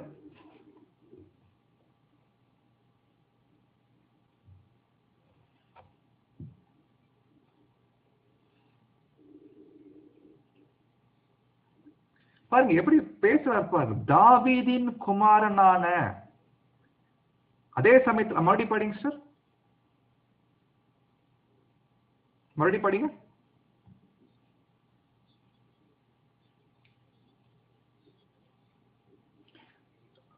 எஸ், மத்தேயு தெளிவா ரெண்டு விஷயம் பேசுறார். ஆபிரகாமின் மகன், ஏன்னா ஆபிரகாமின் சந்ததிக்கும் தேவன் வாக்குத்தத்தம் பண்ணிட்டார். இன்னும் ஸ்பெசிபிக்கா அடுத்து தாவீதின் மகன். 2 மகன்களும் லிட்டரலா பார்த்தா இறந்து போயிட்டாங்க, உயிர் தெரியல. சாலமோனா இருக்கட்டும், ஈசாக்கா இருக்கட்டும். இல்ல, அப்ப எந்த வம்சம், எது அந்த சந்ததி, ரியல் சந்ததி யாரு? அப்பதான் இயேசு கிறிஸ்து பூமிக்கு வர. லூக்கா 1ஆம் அதிகாரம் 31, 32.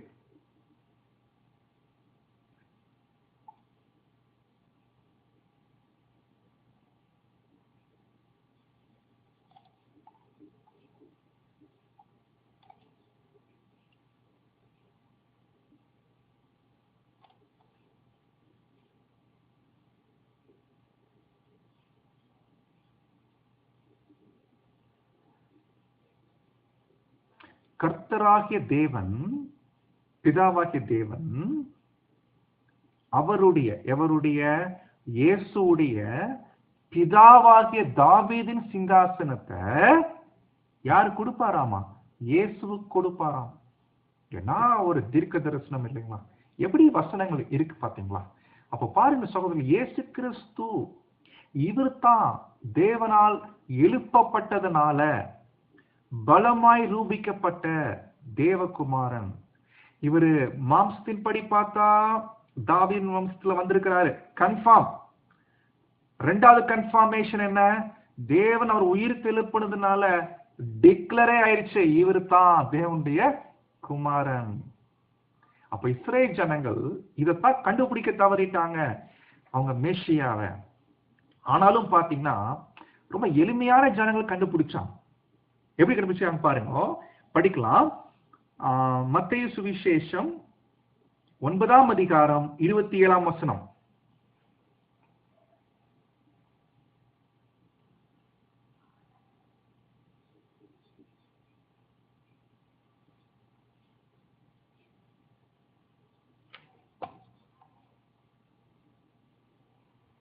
எஸ் இல்லைங்களா? தாவீதின் குமாரனே எங்களுக்கு இறங்கு. பாருங்க, ஆக்சுவலி யார் அவங்க? குருடர்கள். ரொம்ப காலமா எதிர்பார்த்துட்டு இருக்கிறாங்க, எப்ப பாரு தாவீதின் குமாரன் வருவாரு. உண்மையிலே நமக்குலாம் அந்த அந்த ஏக்கம், அந்த எதிர்பார்ப்பு நமக்கு இல்லைங்க. ஏன்னா நம்மலாம் புறஜாதியா, நமக்கு இதை பத்தி அவளுக்கா தெரியாது. ஆகையினால நமக்கு அந்த எதிர்பார்ப்போ அவளுக்கா நமக்கு வந்து என்ன சொல்றது, அதை பத்தின ஒரு ஆர்வம், ஈடுபாடு அவளுக்கா இல்லை. நம்ம டைரக்டா இயேசு கிறிஸ்து ஏற்றுக்கொண்டு வந்துட்டோம். பட் இஸ்ரேல் ஜனங்களுக்கு அப்படி இல்லைங்க. எப்பப்பா விடிவு காலம் பிறக்கும் அந்த மாதிரி, எப்போ தாவீதின் குமாரன் வருவாரு? ஏன்னா அவரை பத்தி பழைய ஏற்பாட்டுல சொல்லப்பட்டிருக்கிறது. அது ஏதோ சாலமோன் விஷயத்துல நிறைவேறின மாதிரி தெரியல. ஏன்னா சாலமோனுக்கு அப்புறம் ராஜ்யம் போயிருச்சு. அப்படின்னா எப்ப வருவாரு? ரொம்ப எதிர்பார்ப்பு இருந்துச்சு. ஆனா இயேசு வந்து அந்த அற்புதங்கள் பண்றத பார்த்த உடனே, இந்த நம்ம லோக்கல் லாங்குவேஜ் சொல்லுவோம் இல்லைங்களா, வயிற்றுல ஏதோ பால வார்த்தையா மாதிரி, அது மாதிரி வந்து அவர் பண்ணக்கூடிய விஷயம் வந்த உடனே பெரும் மூச்சு விட்டாங்க ஜனங்கள். ரொம்ப ஏழ்மையான ஜனங்கள், பாதிக்கப்பட்ட ஜனங்கள், பிசாசு பிடிச்ச ஜனங்கள், நோய்பட்ட ஜனங்கள் ரொம்ப பெருமூச்சு விட்டாங்க. ஓ வந்துட்டாரு தாவீதின் குமாரன். எவ்வளவு கண்ணீர் விட்டிருப்பாங்க, எவ்வளவு வருஷங்கள் உங்களுக்காக நாங்க காத்திருந்தோம். ஐயோ சகோதர சகோதரிகளே, படிக்கலாம். மத்தேயு சுவிசேஷம் 12ஆம் அதிகாரம் 23.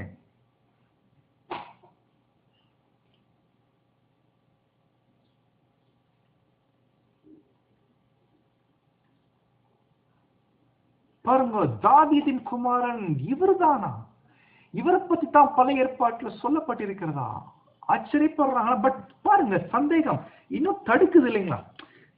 எஸ், மாம்சத்தின் படி தாவீதின் குமாரன், பட் இருந்தாலும் ஜனங்கள் தடுக்குது. இல்ல, இன்னும் கன்ஃபர்மேஷன் வேணும்.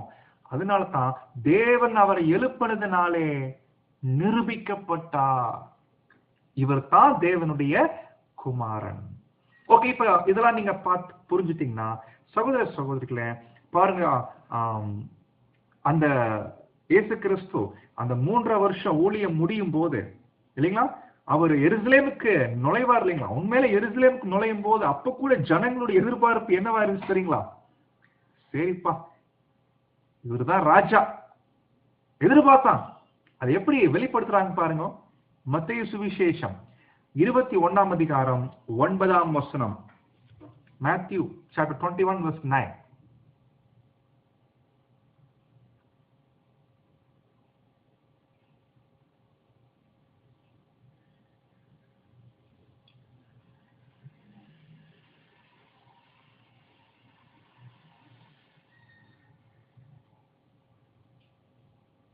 தாவீதின் குமாரனுக்கு ஓசன்னா. என்ன வார்த்தை இல்லைங்களா? இயேசு சென்டர்ல போயிட்டு இருக்கிறாரு, முன்னாடி ஜனங்கள் பின்னாடி ஜனங்கள் ஆர்ப்பரிக்கிறாங்க.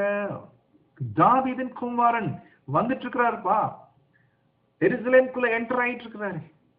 ஆனா நினைச்சு பாருங்க, அவர் மரிக்கும் போது, சிலுவையில் அவர் மரிக்கும் போது தெரியல, ஒருவேளை சோர்ந்து போயிருக்கலாம். ஆனா 3ஆம் நாள் தேவன் எழுப்பும் போது, ஐயோ, இயேசு கிறிஸ்து தான் தேவனுடைய குமாரன் என்று பலமாய் தேவன் தம்முடைய வல்லமையினால அவர் எழுப்பும் போது நிரூபிக்கப்பட்டார். அப்போ இந்த தேவனுடைய குமாரனை பத்தி தேவன் தாவீது கிட்ட அந்த உடன்படிக்கை பண்ணும் போது என்ன சொல்லியிருக்காரு தெரியுங்களா? படிக்கலாம்.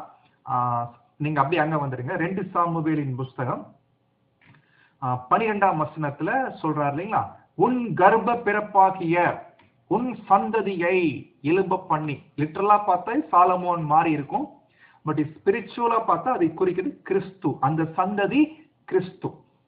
அடுத்து 13ஆம் வசனம், அவன் என் நாமத்திற்கென்று ஒரு ஆலயத்தை கட்டுவான். இது லிட்டரலா பார்த்தா சாலமோன் கட்டின ஆலயம், பட் நிஜத்துல பாத்தீங்கன்னா சரீரமான சபை. அவன் ராஜ்யபாரத்தின் சிங்காசனத்தை என்றென்றைக்கும் நிலைக்க பண்ணுவேன். லிட்டரலா பார்த்தா சாலமோன் ராஜ்யம் அவருக்கு பின்னாடி உடைஞ்சு அதுக்கப்புறம் ஒண்ணுமில்லாம போயிடுச்சு. பட் நிஜத்துல பார்த்தா இது கர்த்தர் இயேசுடைய ராஜ்யம். என்றென்றைக்கும் தேவன் அழியாத ராஜ்யத்தை எழும்ப பண்ணுவார். படிக்கிறோம் இல்லைங்களா, தானியேல் 2:44. சோ அந்த விஷயம் தான். இப்ப பாருங்க 14ஆம் வசனம் ரொம்ப முக்கியமான வசனம். எப்படி சொல்றாரு? நான் அவனுக்கு, எவனுக்குனா அந்த சந்ததிக்கு, அவனுக்கு பிதாவாய் இருப்பேன். இல்லைங்களா, தேவனுடைய குமாரன். இதனால இயேசு நான் தேவனுடைய குமாரன் சொன்னார். நான் சன் ஆஃப் காட். ஜனங்கள் அந்த பரிசேயர் வேத பார்வா ஏற்றுக்கொள்ளவே முடியல. எப்படி நீ உன்னை போய் நீ தேவனுடைய குமாரன் சொல்லலாம்? ஏத்துக்கவே மாட்டேன்ட்டான். அவன் எனக்கு குமாரனாய் இருப்பான் சொல்லிட்டு, இப்ப அடுத்த வார்த்தை கவனிங்க. அவன் தப்பு பண்ணான், அவன் அக்கிரமம் செய்தால் நான் அவனை மனுஷருடைய மிலாற்றினாலும் மனுபுத்தருடைய அடிகளாலும் தண்டிப்பேன். இந்த வசனம் தான். இதுக்கு 2 விதமான கமெண்ட்ரி இருக்குது. ஃபர்ஸ்ட் பிரதர் ரசல் என்ன கமெண்ட்ரி கொடுக்கிறாருன்னா, அதை எப்படி இயேசு கிறிஸ்துவ தேவன் அடிப்பாரா தப்பு பண்ணா? அப்பதான் பிரதர் ரசல் இதுக்கு எப்படி விளக்கம் கொடுக்குறாங்கன்னா, இப்ப கிறிஸ்து அப்படின்னா தலைதான், தலை பிளஸ் சரீரம். தலை மட்டுமல்ல, தலையும் சரீரம். அப்போ கிறிஸ்து தப்பு பண்ணுவாரானா எப்படி புரிஞ்சுக்கிறது? அப்பதான் பிரதர் ரசல் என்ன கமெண்ட்ரி கொடுக்குறாங்கன்னா, கண்டிப்பா தலை தப்பு பண்ண வாய்ப்பு இல்லை. ஆனா யார் தப்பு பண்ண வாய்ப்பு இருக்குன்னா, மாம்சத்துல சபை இருப்பாங்க இல்லைங்களா, சரீரமான சபை. அப்போ தப்பு பண்ணும்போது கரெக்ஷன் பண்ணுவார் தேவன், சிச்சிப்பாரு. ஏன்னா அது எபிரேயர்ல இருக்கு இல்லைங்களா, தம்முடைய பிள்ளைகளை சிச்சிக்கிறாரு அப்படின்ற ஒரு கமெண்ட்ரி பிரதர் கொடுக்குறான். இது ஒரு வகையான கமெண்ட்ரி. இன்னொரு கமெண்ட்ரி இருக்குது. அவங்க என்ன சொல்றாங்கன்னா, இந்த வசனத்துடைய மொழிபெயர்ப்பே சரியா இல்ல, இது இப்படி வந்திருக்க கூடாது, இதோடைய டிரான்ஸ்லேஷன் எப்படி வந்திருக்கணும் அப்படின்னு கேட்டீங்கன்னா, அவங்க கொடுக்குறாங்க ஒரு டிரான்ஸ்லேஷன். அது பேரு ஃபாரர் ஃபென்டன் அப்படின்ற ஒரு டிரான்ஸ்லேஷன். அங்க எப்படி வருதுன்னா, அவர் தப்பு பண்ணா அடிப்பாருன்ற மாதிரி இல்ல. நான் இங்கிலீஷ்ல படிக்கிறேன், கவனிங்க. I shall be his father. நான் அவருடைய பிதாவாய் இருப்பேன். He will be my son. அவர் நமக்கு மகனா இருப்பாரு. He will be guide to the wandering and I will cause him to correct men with staff. அதாவது அவரை பயன்படுத்தி மனுக்குலத்தை சிட்சிப்பேன், ஆதாமின் பிள்ளைகளை சிட்சிப்பேன், ஆதாமின் பிள்ளைகளை கரெக்ட் பண்ணுவேன் அப்படின்னு அங்க இங்கிலீஷ்ல அங்க வருது. இது ஒரு டிரான்ஸ்லேஷன். அப்போ இது எப்படி இதோ இந்த மாதிரி 2 விதமான விளக்கங்கள் அங்க கொடுக்கறாங்க. இப்படிலாம் சொல்லிட்டு தான் 16ஆம் வசனம் பத்தி படிக்கிறோம். உன் வீடும் உன் ராஜ்யம் என்றென்றைக்கும் உனக்கு முன்பாக ஸ்திரப்பட்டிருக்கும், உன் ராஜசனம் என்றென்றைக்கும் நிலை பெற்று. அப்போ இதுதான் அந்த தாவீதுக்கு தேவன் சொல்லிட்ட அந்த வாக்கு தத்தம். இப்ப இதே விஷயத்தை நம்ம ஒரு 5 நிமிஷம் நான் டைம் எடுத்துக்கிறேன், முடிச்சிடலாம் சீக்கிரத்துல. இதே காரியத்தை சங்கீதத்துல கூட இருக்குது. ஒரு சில வசனம் மட்டும் படிக்கலாம். சங்கீதம் 89ஆம் சங்கீதம் 3-4 முதல்ல படிங்க.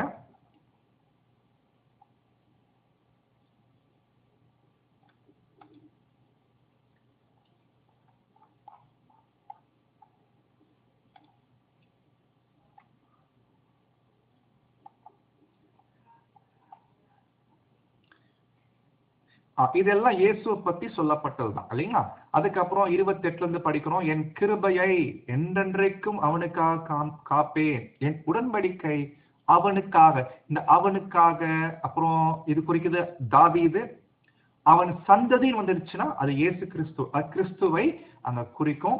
அதுக்கப்புறம் அவன் சந்ததி என்றென்றைக்கும் நிலைத்திருக்கவும், அவன் ராஜசனம் வானங்களுள்ள மட்டும் நிலை நிற்கவும் செய்வேன். அப்போ ஆக மொத்தத்துல தேவன் பழைய ஏற்பாட்டுல சொல்லப்பட்ட இந்த தரிசனங்கள் எல்லாமே நீங்க வாய்ப்பு இருந்து 89ஆம் சங்கீதம் முழுக்க நீங்க படிச்சு பார்த்தீங்கன்னா அங்கேயும் இயேசு கிறிஸ்துவை முன்னிட்டு சொல்லப்பட்ட அந்த வாக்கு திட்டங்கள் தான் அங்க இருக்குது. அன்பான சகோதர சகோதரி, அப்போ நம்ம முடிக்க முற்படலாம். இன்னும் சில பாயிண்ட்ஸ் இருக்கு, நம்ம அடுத்த கிளாஸ்ல கண்டினியூ பண்ணலாம்.